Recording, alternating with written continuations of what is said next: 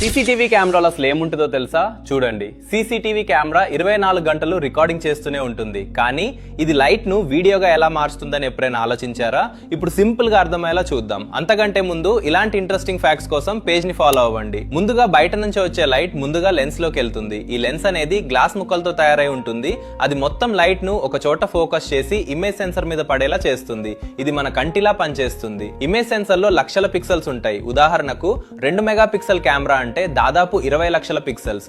ప్రతి పిక్సెల్ చిన్న solar cell లా పనిచేసి లైట్ ను ఎలక్ట్రికల్ సిగ్నల్ గా మార్చుతుంది.